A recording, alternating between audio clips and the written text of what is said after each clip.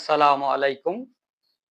গতকালকে বিশ্বে ঘটে যাওয়া কিছু আলোচিত বিষয় নিয়ে এখন আমরা আলোচনা করব। তো গাজায় ইসরায়েলের বর্বরতা দিনকে দিন বৃদ্ধি পাচ্ছে। গত ২ দিনে গাজায় ইসরায়েলের বর্বরতার হামলায় বা ব্যাপক হামলায় প্রাণ গিয়েছে আরো ১৩৮ জন ফিলিস্তিনির। গত ২ দিনে গত বৃহস্পতি এবং শুক্রবার এই ২ দিন এই গাজার দক্ষিণ এবং উত্তর অঞ্চলে ব্যাপক হামলা চালিয়েছে ইসরায়েল। তারই ফলশ্রুতিতে উত্তর এবং দক্ষিণ অঞ্চলে মিলে এই ২ দিনে ১৩৮ জন ফিলিস্তিনি নিহত হয়েছেন। তার মধ্যে এই ২ জন সাংবাদিক রয়েছে এবং একজন হচ্ছেন গাজার পুলিশ প্রধান এবং আরেকজন হচ্ছে গাজার পুলিশ উপপ্রধান নিহত হয়েছে এই ইসরায়েলের হামলায়।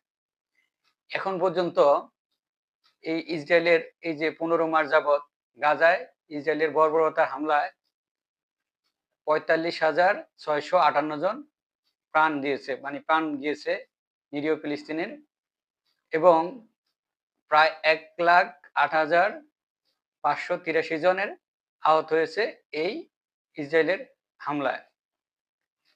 তো ইসরায়েল আসলে একদিকে যে মানে কাতার, পাশাপাশি মিশর, জর্ডান তারা কিন্তু এই যে গাজা নিয়ে বিভিন্ন সময় যুক্তরাষ্ট্র সহকারে এবং ইসরায়েলের বিভিন্ন প্রতিনিধি বা হামাসের বিভিন্ন প্রতিনিধিদের সাথে এই ইয়ে নিয়ে কি জানি বলে?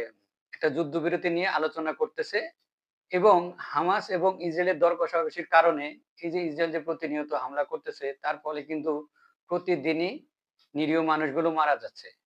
এই যে ২ দিনে ১৩৮ জন এটা একটা বড় ধরনের সংখ্যা। এর সাথে তো মনে করেন শীতকাল চলতেছে সেখানে আসলে অনেক শিশু এবং নারীদের জন্য খুবই করুণ পরিণতি যাচ্ছে। আর এই ১৩৮ জনের মধ্যে অধিকাংশই হচ্ছে নারী এবং শিশু।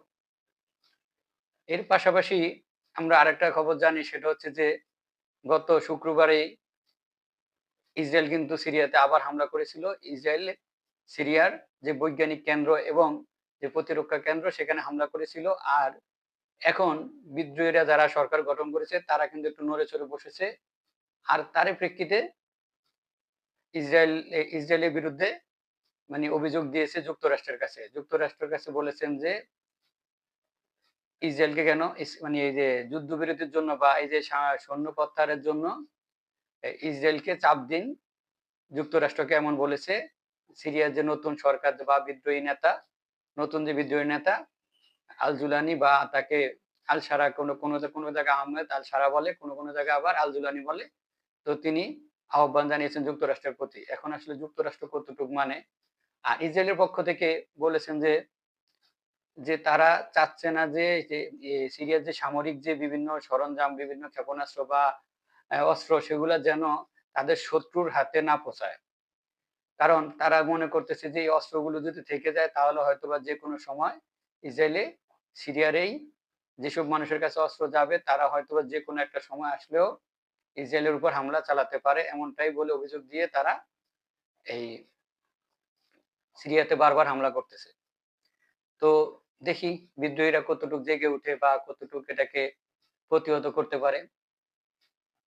এর বাইরে আরেকটা জিনিস আমরা দেখলাম সেটা হচ্ছে যে এই ইসরায়েল যেহেতু সব জায়গায় হামলা করতেছে, বিশেষ করে ইসরায়েল যেহেতু ওই যে সিরিয়াতে হামলা করতেছে, পাশাপাশি লেবাননে হামলা করতেছে, গাজাতে হামলা চালাচ্ছেই।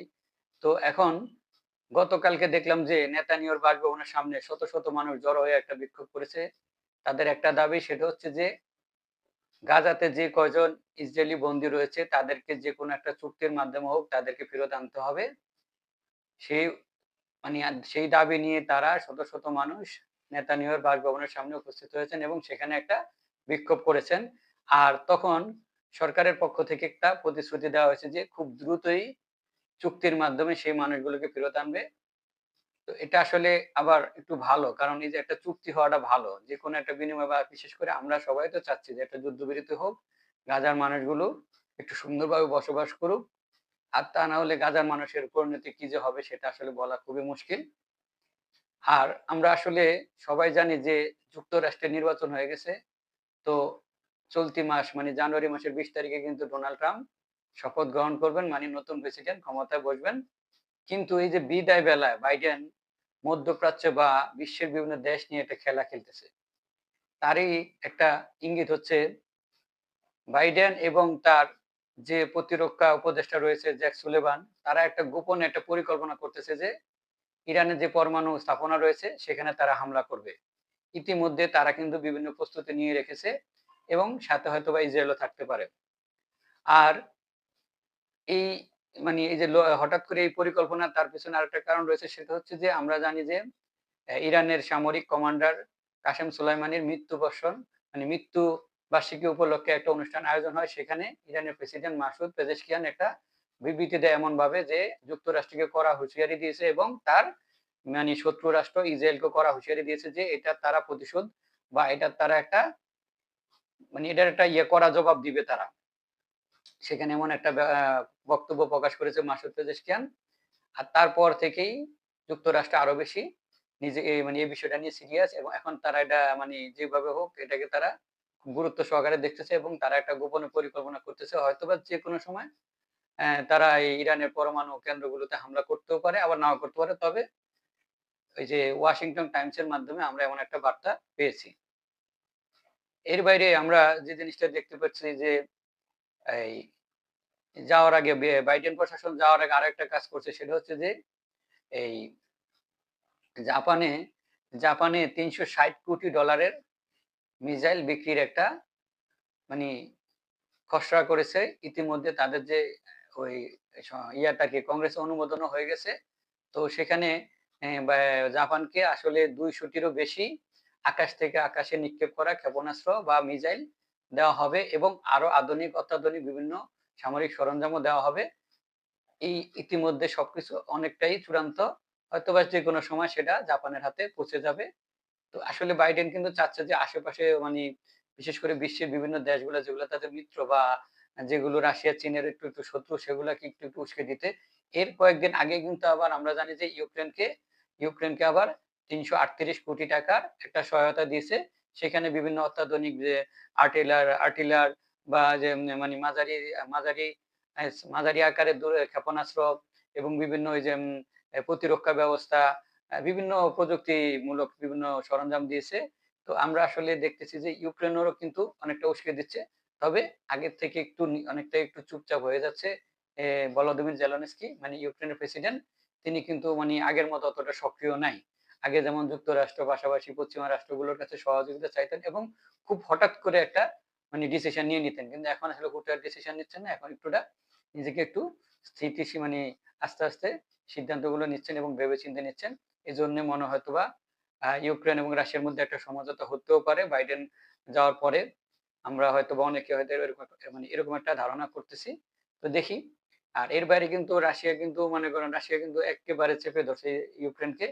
তো আসলে বিশ্বের যুদ্ধের যে পরিস্থিতি আমরা জানি, এর বাইরে আরো কিছু ঘটনা রয়েছে। যেমন সৌদি আরব কিন্তু ইয়েমেনে হামলা করে বসেছে। আবার কালকে ঘোষণা দিয়েছে যে সিরিয়ার যে বিদ্রোহী সরকার তাদেরকে কিন্তু পুরোপুরি সমর্থন দিবে। এর বাইরে আমরা জানি যে পাকিস্তান তালেবান একটা সংঘর্ষ চলতেছে। এদিক থেকে কিন্তু দক্ষিণ কোরিয়ার যে অভ্যন্তরীণ যে রাজনৈতিক অবস্থা খুবই করুণ অবস্থা। তো আসলে বিশ্বের যে বিভিন্ন দেশে আমাদের বাংলাদেশ সহ অনেক দেশে কিন্তু এখন রাজনৈতিক পরিস্থিতি খুবই ভয়াবহ। তো আসলে এই বাইডেন যাওয়ার আগে কিন্তু বিশ্বের বিভিন্ন দেশে কিন্তু বিভিন্ন অশান্তি বা কুপরামর্শ দিয়ে দেশটাকে অশান্তি করে দিচ্ছে। তো দেখি আমরা ট্রাম্প এসে কি করে, বা চীন রাশিয়া কতটুক এই দেশগুলোকে বাঁচাতে পারে, বা দেশের সরকার বা দেশের জনগণ কতটুকু বুঝে নিজেদেরকে সুন্দরভাবে গুছিয়ে নিতে পারে।